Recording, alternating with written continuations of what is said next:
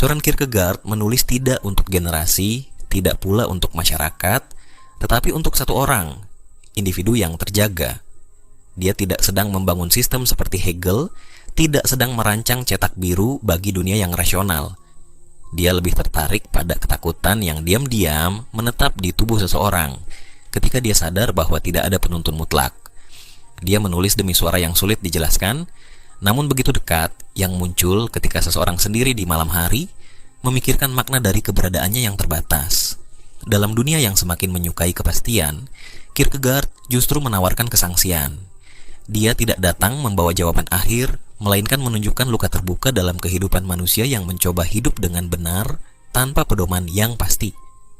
Di tengah arus besar pemikiran modern yang ingin menyatukan segala hal dalam logika dan hukum universal, Kierkegaard justru membela yang tak bisa disatukan.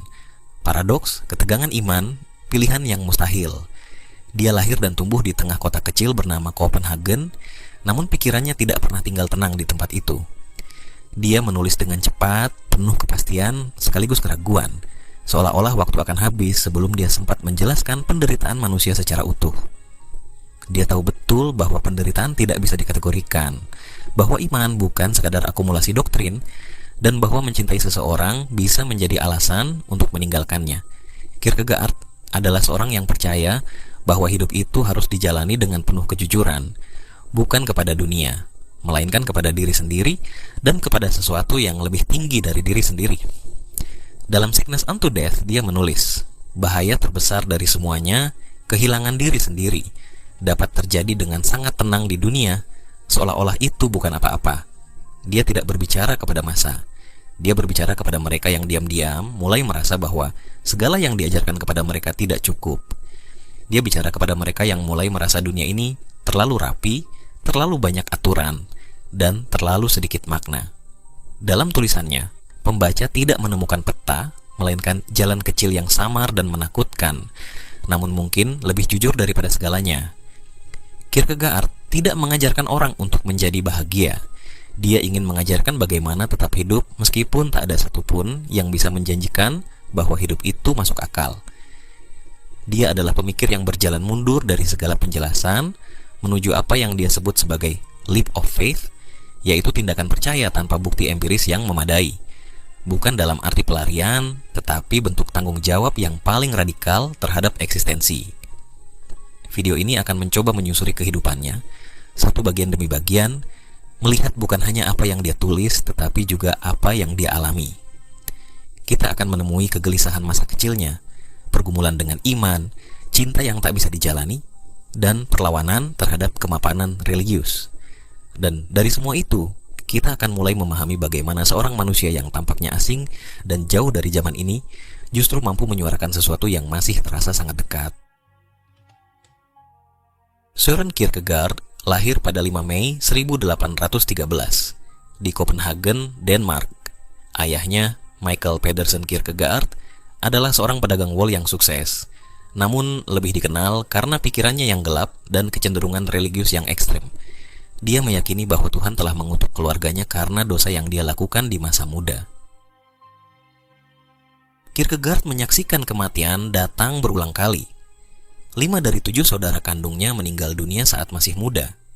Ibunya sendiri, yang sangat jarang disebut dalam tulisan-tulisannya, meninggal saat Kierkegaard masih berusia belasan tahun, yang nantinya sangat mempengaruhi tulisannya. Dalam salah satu refleksi filosofisnya, dia menulis, filsafat memang benar mengatakan bahwa hidup harus dipahami dari belakang. Namun, kita sering melupakan bahwa hidup harus dijalani dari depan. Di usia muda, Kierkegaard tidak pernah sepenuhnya menjadi bagian dari kehidupan sosial sebayanya. Dia lebih sering menyendiri, menulis, membaca, dan merenung. Dia mencatat semuanya dalam jurnal pribadinya, tempat di mana dia menyusun pikirannya dengan kebebasan yang tak bisa dia temukan di ruang publik.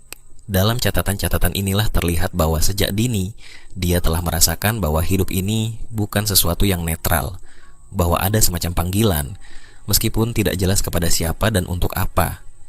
Ayahnya adalah tokoh dominan dalam hidup Kierkegaard. Dia memperkenalkan Alkitab dan ajaran-ajaran Kristen kepada anak-anaknya dengan ketegangan yang nyaris seperti kutukan.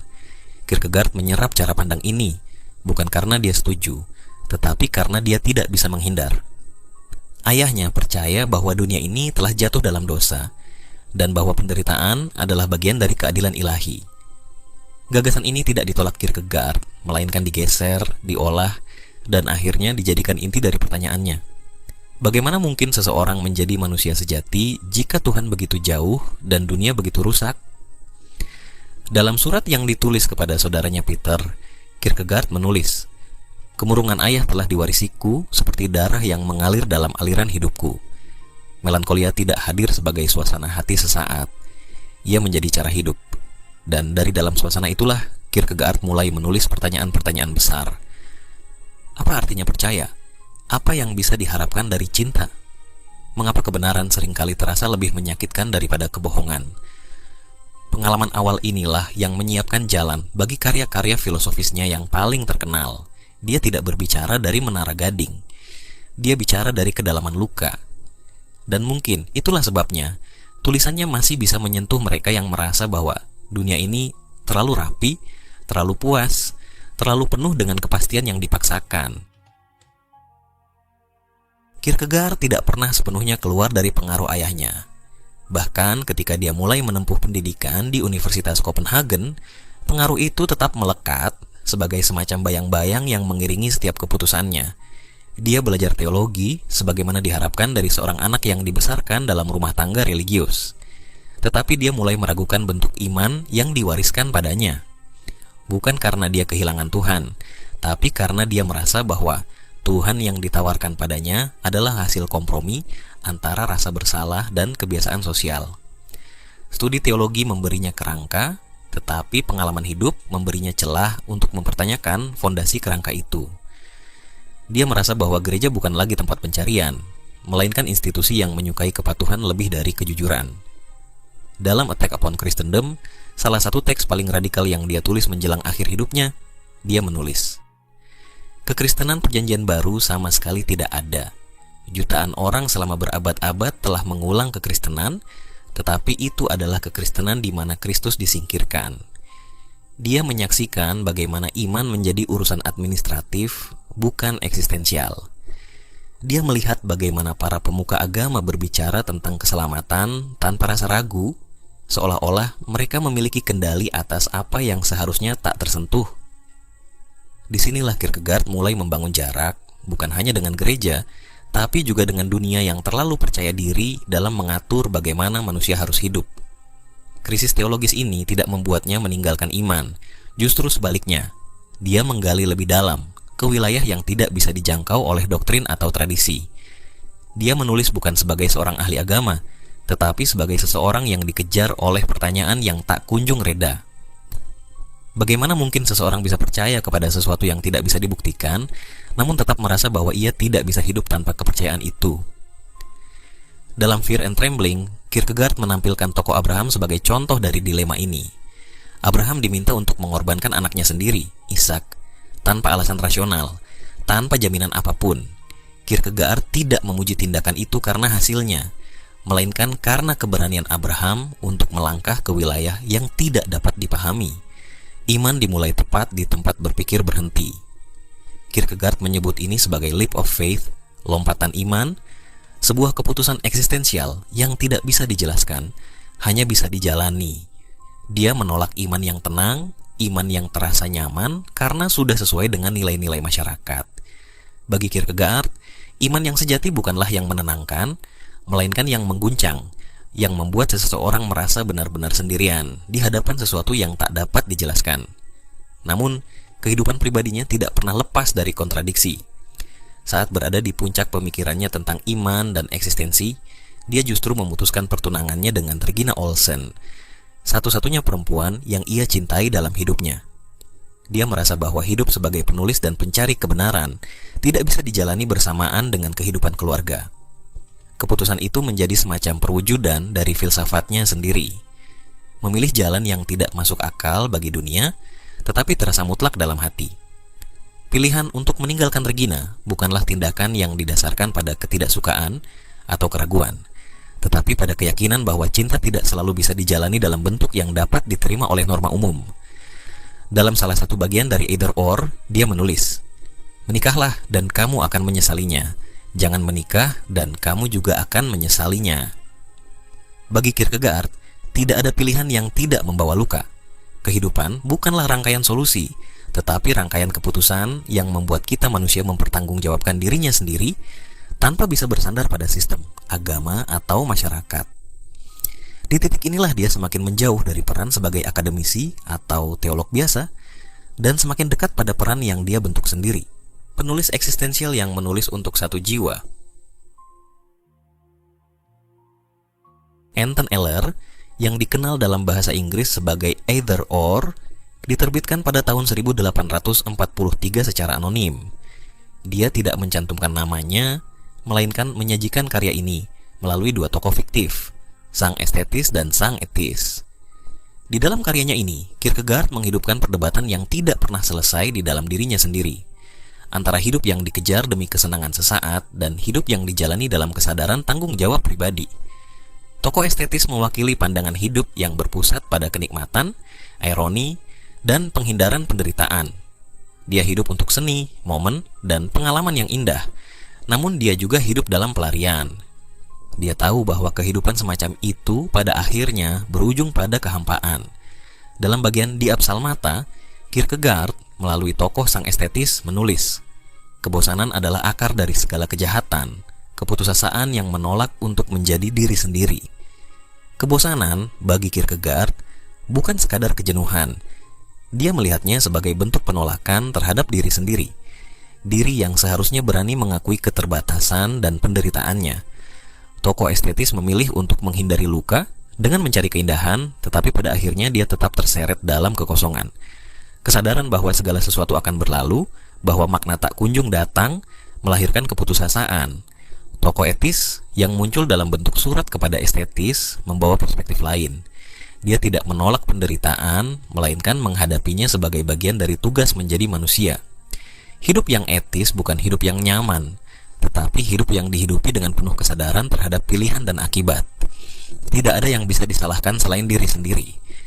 Kierkegaard menulis melalui tokoh etis, yang sebenarnya kubutuhkan adalah kejelasan tentang apa yang harus kulakukan, bukan apa yang harus kukenal. Hal yang krusial adalah menemukan kebenaran yang memang benar bagiku.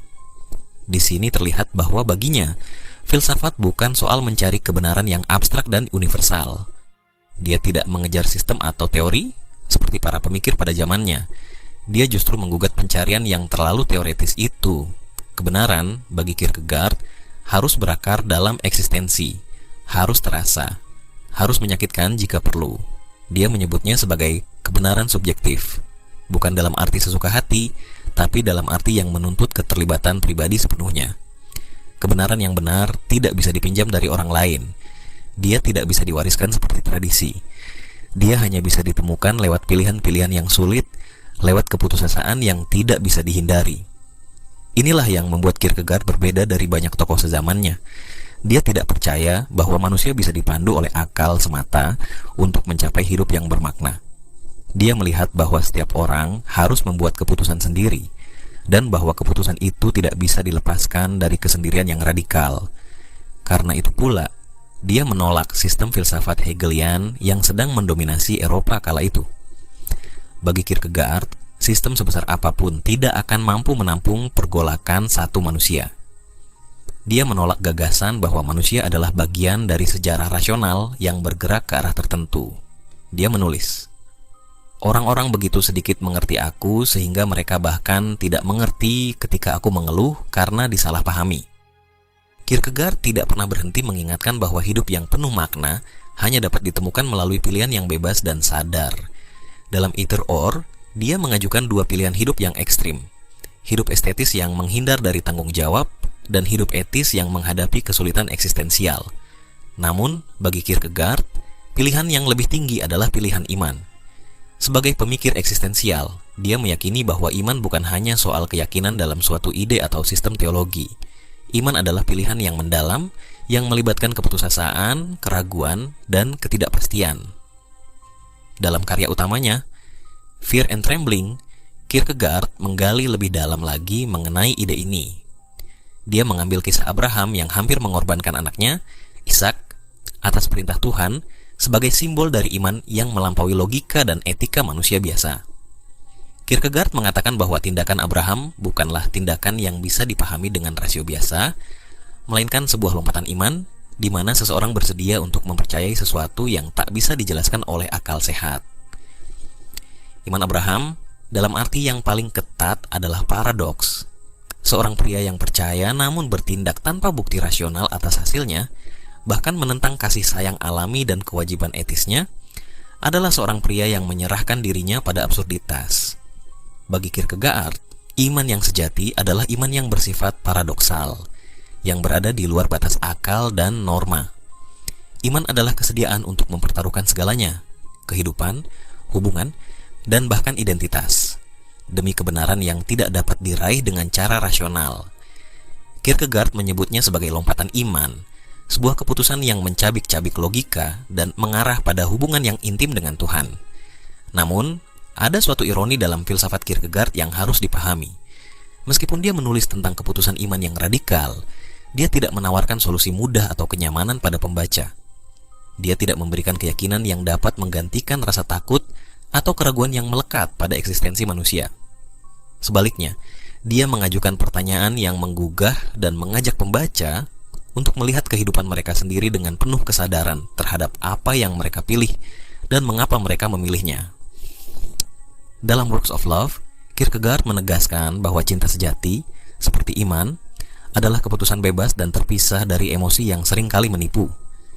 Cinta bukanlah perasaan yang datang secara alami, tetapi tindakan yang melibatkan kehendak dan komitmen terhadap kebaikan orang lain. Dia menulis, cinta bukanlah soal apa yang terjadi pada kita, melainkan apa yang kita pilih untuk lakukan bagi orang lain. Meskipun dia membicarakan cinta dalam konteks Kristen, pesan Kierkegaard lebih luas daripada itu. Cinta adalah panggilan untuk bertanggung jawab, untuk melampaui kepentingan pribadi, dan memberikan diri demi kesejahteraan orang lain.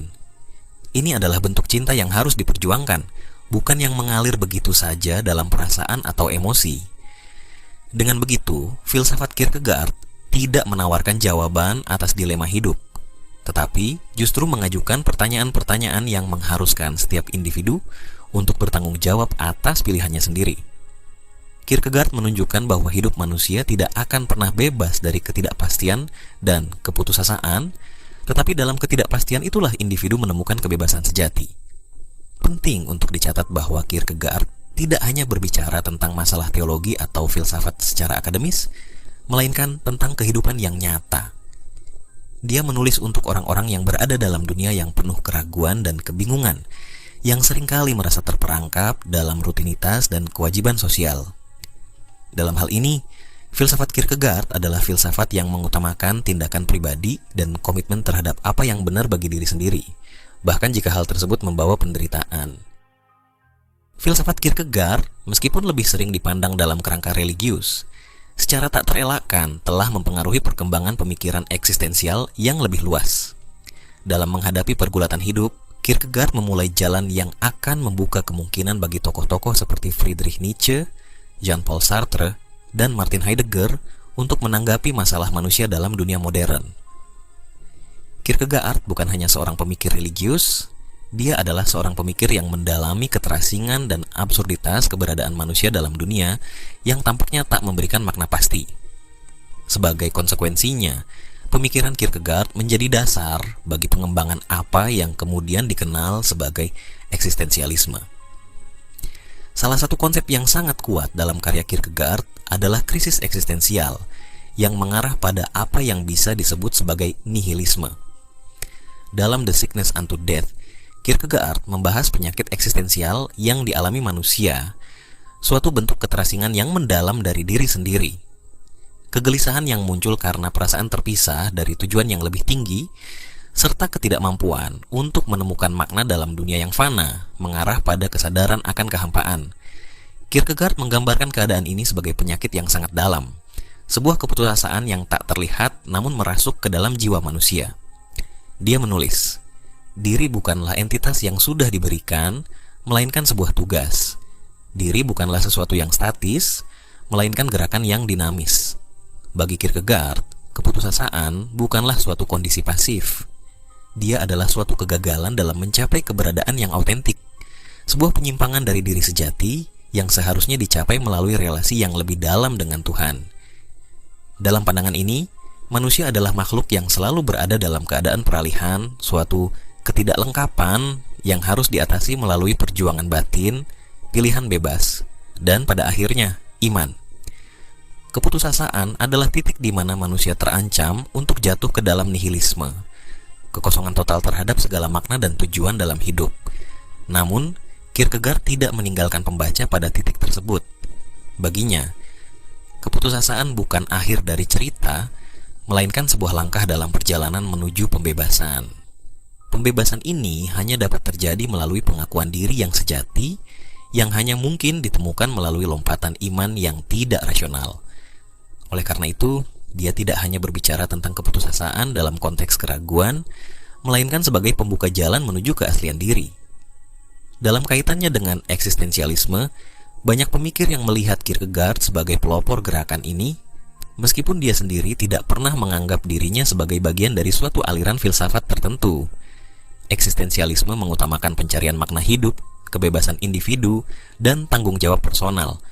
Kierkegaard, dengan karyanya, berkontribusi terhadap pemikiran ini dengan menekankan pentingnya keputusan yang diambil oleh individu dalam menghadapi hidup yang penuh ketidakpastian.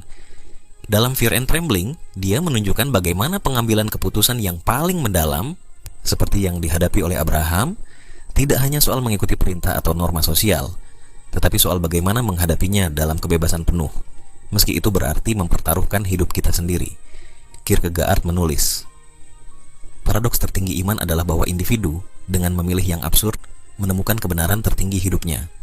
Ini menunjukkan bahwa kebebasan dalam pemikiran Kierkegaard bukan sekadar kebebasan untuk memilih apa yang diinginkan, tetapi kebebasan untuk memilih tanpa jaminan akan hasilnya. Ini adalah kebebasan yang berhubungan langsung dengan eksistensi yang penuh keraguan dan ketidakpastian. Namun, meski penuh ketidakpastian, kebebasan ini adalah inti dari pencarian makna yang otentik. Kierkegaard, dalam hal ini, menawarkan dua hal yang sangat penting bagi eksistensialisme. Pertama, bahwa setiap individu harus menghadapi kenyataan bahwa kehidupan manusia penuh dengan absurditas dan ketidakpastian, dan kedua, bahwa melalui kebebasan memilih dan bertindak, meskipun dalam ketidakpastian, manusia dapat menemukan makna yang lebih mendalam. Warisan Kierkegaard dalam pemikiran eksistensial sangatlah besar. Pemikiran tentang kebebasan, keputusan, dan keputusasaan membentuk dasar dari banyak pemikiran eksistensial yang muncul setelahnya. Friedrich Nietzsche, misalnya, mengambil banyak elemen dari filsafat Kierkegaard, terutama dalam hal pengakuan terhadap keputusasaan dan penderitaan, sebagai bagian dari pencarian makna yang lebih tinggi. Namun, tidak seperti Nietzsche yang mengutamakan kehendak untuk berkuasa, Kierkegaard lebih menekankan pada pengakuan diri melalui iman. Nietzsche, yang juga mengalami krisis eksistensial dalam hidupnya, lebih condong pada penolakan terhadap Tuhan dan penciptaan makna individu secara murni. Sementara Kierkegaard tetap meyakini bahwa pengakuan atas Tuhan adalah pusat dari pencarian eksistensial yang otentik. Jean-Paul Sartre, tokoh utama dalam eksistensialisme Prancis, juga dipengaruhi oleh Kierkegaard dalam hal kebebasan individu dan pilihan yang mendalam. Sartre menulis tentang eksistensi mendahului esensi, yang mencerminkan gagasan Kierkegaard bahwa kita pertama-tama harus eksis sebelum bisa menjadi apapun yang berarti. Sartre melangkah lebih jauh dengan menekankan bahwa individu harus menciptakan dirinya sendiri melalui tindakan yang bebas, meskipun Sartre jauh lebih ateistik dalam pandangannya dibandingkan dengan Kierkegaard. Kierkegaard juga memberikan pengaruh besar terhadap filsuf-filsuf abad ke-20 yang tertarik pada ketidakpastian dan pencarian makna dalam hidup, seperti Heidegger dan Camus, meskipun mereka memiliki pendekatan yang berbeda dalam menanggapi ketidakpastian ini. Kierkegaard bukan hanya seorang filsuf teolog, tetapi seorang pemikir yang menghadapi masalah terbesar dalam hidup manusia, ketidakpastian, kesendirian, dan pencarian makna. Dalam dirinya terdapat suatu pergulatan antara iman dan akal, antara kebebasan dan keterikatan, dan antara kehidupan yang penuh kegembiraan dan yang penuh dengan kesedihan. Melalui karyanya yang terus mempengaruhi pemikiran filsafat modern, Kierkegaard tetap relevan sebagai suara yang mengingatkan manusia akan pentingnya menghadapi kehidupan dengan kesadaran diri yang mendalam, kebebasan yang penuh tanggung jawab, dan pencarian kebenaran yang otentik, meski terkadang harus dihadapi dalam kesepian dan keraguan. Pemikiran Kierkegaard, meskipun berkembang pada abad ke-19, tetap memiliki daya tarik yang kuat dan relevansi yang mendalam dalam dunia modern. Pada masa di mana individu seringkali merasa terasing, cemas, dan kehilangan arah, pemikiran Kierkegaard menawarkan alat untuk menghadapi tantangan eksistensial yang ada dalam kehidupan sehari-hari. Kehidupan modern yang semakin terfokus pada materialisme, konsumerisme, dan penyeragaman seringkali menyebabkan individu terjebak dalam kekosongan makna, sesuatu yang telah digambarkan dengan tajam oleh Kierkegaard. Kierkegaard mencatat bahwa manusia hidup dalam ketegangan antara kebebasan dan keterbatasan, antara keinginan untuk mewujudkan diri yang sejati dan tekanan dari dunia luar yang penuh dengan norma dan aturan sosial. Dalam bukunya Either Or, dia menunjukkan bagaimana individu seringkali terjebak dalam pilihan antara hidup yang otentik, yang penuh dengan ketidakpastian dan keputusasaan, atau hidup yang terperangkap dalam rutinitas dan kesenangan sementara. Meskipun kehidupan sehari-hari telah berubah banyak sejak masa Kierkegaard, konflik dasar yang digambarkan dalam karya-karya tersebut masih sangat relevan. Di era media sosial dan teknologi yang berkembang pesat, banyak orang merasakan krisis identitas yang semakin mendalam. Dunia yang begitu terhubung dan serba cepat membawa kesan bahwa segala sesuatu dapat dengan mudah diakses dan dicapai. Namun, di balik kemudahan akses tersebut, seringkali terdapat perasaan kesepian dan ketidakpuasan yang mendalam. Kierkegaard melihat bahwa pencarian makna tidak dapat ditemui dalam kenyamanan atau dalam penyerahan diri kepada massa. Sebaliknya, pencarian makna yang sejati menuntut tindakan pribadi, keberanian untuk memilih, dan pengakuan terhadap keterbatasan kita sebagai manusia yang rapuh dan tidak sempurna. Dia menulis, "Anxiety is the dizziness of freedom." Dalam era digital ini, kebebasan untuk memilih sangat luas, namun seringkali kebebasan itu malah membawa kecemasan. Pilihan yang tak terbatas seringkali menyebabkan ketidakpastian dan kekosongan, karena kita terjebak dalam pilihan-pilihan yang tidak memberi kita makna yang lebih dalam. Salah satu tema sentral dalam filsafat Kierkegaard adalah keputusasaan, yang muncul ketika individu tidak dapat menemukan makna dalam hidup mereka atau merasa terasing dari diri mereka sendiri. Keputusasaan ini seringkali dikaitkan dengan ketidaksesuaian antara citra diri yang ideal dan kenyataan hidup yang kita jalani. Kierkegaard memperkenalkan gagasan bahwa keputusasaan adalah bentuk penyakit batin yang harus diatasi untuk mencapai kehidupan yang otentik. Dalam konteks modern, keputusasaan ini bisa dilihat dalam ketidakpuasan terhadap hidup yang penuh dengan tuntutan yang tinggi dan standar sosial yang ketat. Orang seringkali merasa tidak cukup baik, tidak cukup sukses, atau tidak cukup bahagia menurut standar masyarakat. Hal ini menyebabkan rasa keterasingan yang mendalam dan kesulitan dalam menemukan makna yang otentik dalam hidup. Namun, menurut Kierkegaard, untuk melampaui keputusasaan ini, individu harus berani membuat pilihan yang berakar pada nilai-nilai pribadinya, meskipun ini berarti meninggalkan kenyamanan dan jaminan yang ada. Dia menulis, "Kehendak untuk menjadi diri sendiri adalah bentuk keputusasaan yang paling dalam." Pernyataan ini menggambarkan bahwa keputusasaan yang paling dalam berasal dari ketidakmampuan atau ketakutan untuk menjadi diri sendiri. Dalam dunia modern yang penuh dengan pengaruh eksternal dan tekanan untuk menyesuaikan diri dengan ekspektasi sosial, menjadi diri sendiri menjadi tantangan besar yang seringkali disertai dengan rasa takut akan penolakan atau kegagalan. Dalam pandangan Kierkegaard, iman berperan sebagai jawaban terhadap ketidakpastian dan keputusasaan yang dialami manusia. Namun, iman yang dimaksud oleh Kierkegaard bukanlah iman yang didasarkan pada keyakinan rasional atau bukti empiris, melainkan iman yang melibatkan lompatan, suatu keputusan yang tidak didasari oleh bukti konkret atau kepastian. Dalam Fear and Trembling, dia menggambarkan bagaimana iman dapat dilihat sebagai tindakan yang bertentangan dengan akal sehat dan seringkali membawa individu pada pilihan yang absurd seperti pengorbanan yang dilakukan oleh Abraham. Dia menulis, "Iman adalah gairah tertinggi. Pada saat iman, individu diangkat di atas keterbatasannya dan mampu menemukan makna dalam hal yang absurd." Iman, dalam pandangan Kierkegaard, bukanlah ketundukan pasif terhadap kekuatan eksternal, tetapi suatu pencarian yang melibatkan kebebasan individu untuk memilih dan bertindak Meskipun dunia di sekitar kita tampaknya tidak memberikan kepastian, iman adalah keputusan untuk mempercayai sesuatu yang lebih besar dari diri kita sendiri, meskipun kita tidak dapat melihat atau membuktikan kebenarannya. Di dunia modern yang sekuler, pencarian makna dalam hidup seringkali disamarkan dengan konsumsi materialistik atau pencarian kebahagiaan instan. Kierkegaard mengingatkan bahwa pencarian makna yang sejati hanya dapat ditemukan melalui komitmen kepada prinsip yang lebih tinggi. Suatu keputusan yang melibatkan keraguan dan ketidakpastian, namun juga membawa kepada pembebasan pribadi. Kierkegaard, dengan pemikiran-pemikirannya tentang keputusasaan, kebebasan, iman, dan pencarian makna, tetap relevan dalam dunia kontemporer yang penuh dengan kebingungan eksistensial. Meski dunia telah berubah banyak, tantangan yang dihadapi oleh individu dalam mencari makna, identitas, dan tujuan hidup tetap konsisten. Kierkegaard mengajarkan bahwa pencarian ini bukanlah perjalanan yang mudah atau pasti, tetapi melalui kebebasan pribadi, pengakuan terhadap keterbatasan diri, dan keberanian untuk membuat pilihan, individu dapat menemukan makna yang lebih mendalam dalam hidup mereka. Dalam dunia yang penuh dengan kebingungannya sendiri, filsafat Kierkegaard menawarkan alat untuk mempertanyakan dan memahami eksistensi manusia. Kierkegaard seringkali menjadi kritik tajam terhadap dominasi rasionalisme dan positivisme yang berkembang pada masa hidupnya. Dalam pandangannya, filsafat yang terlalu bergantung pada rasionalitas dan empirisme secara ketat menanggalkan dimensi manusia yang lebih mendalam dan lebih rumit. Rasionalisme, menurut Kierkegaard, mereduksi eksistensi manusia menjadi hal yang terukur dan dapat dijelaskan sepenuhnya oleh hukum-hukum alam atau logika yang ketat.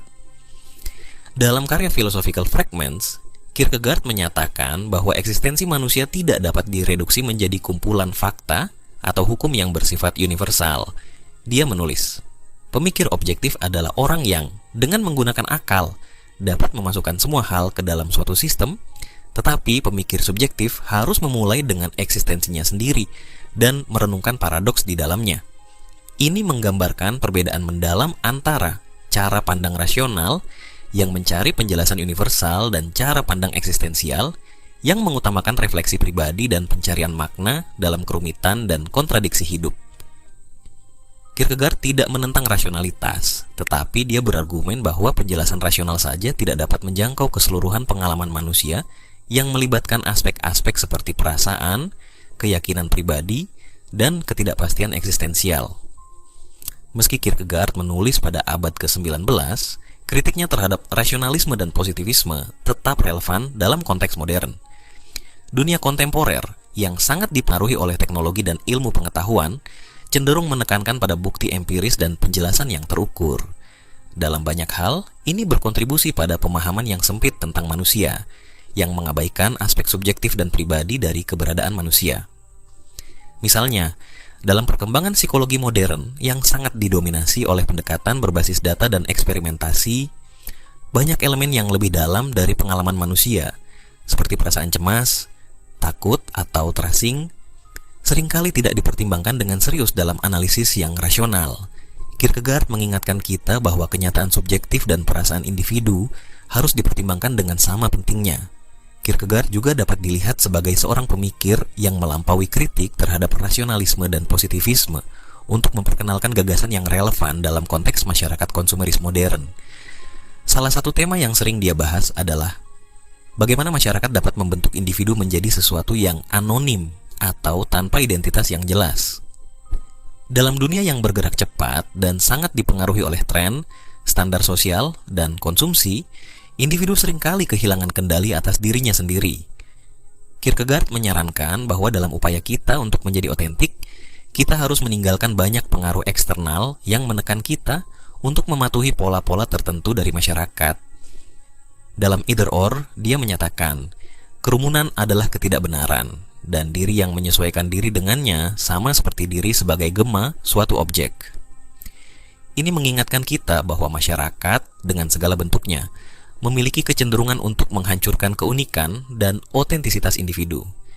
Fenomena ini semakin relevan dengan munculnya dunia media sosial dan budaya konsumerisme yang dapat mengarah pada pembentukan identitas berdasarkan pengaruh orang lain, bukan berdasarkan keinginan atau keputusan pribadi. Søren Kierkegaard meninggal pada tahun 1855 pada usia yang relatif muda, namun warisannya terus hidup dalam berbagai pemikiran filosofis, teologis, dan psikologis. Meskipun pada saat itu karya-karyanya tidak mendapat perhatian besar, kini dia dianggap sebagai salah satu filsuf paling penting dalam sejarah. Pengaruhnya meluas jauh melampaui waktu dan tempat, merambah banyak pemikiran eksistensialisme, teologi liberal, serta psikologi modern.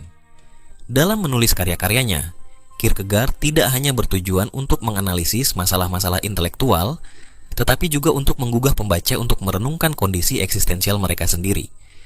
Kierkegaard memandang diri sebagai seorang penggugah, seseorang yang ingin menantang kenyamanan intelektual dan mendorong individu untuk berhadapan langsung dengan realitas eksistensial mereka, terutama dengan kecemasan, kebebasan, dan keputusasaan yang ada di dalam diri mereka. Kehidupan hanya dapat dipahami secara mundur, tetapi harus dijalani secara maju. Ini, meskipun sering dipahami dalam konteks kehidupan manusia yang berlarut-larut dan penuh ketidakpastian, mengungkapkan cara pandang Kierkegaard terhadap pencarian makna hidup. Dia mengingatkan kita bahwa meskipun kita tidak dapat selalu memahami atau mengendalikan hidup saat ini, kita harus terus maju, berbuat, dan memilih, meski seringkali tanpa mengetahui kemana arah yang tepat.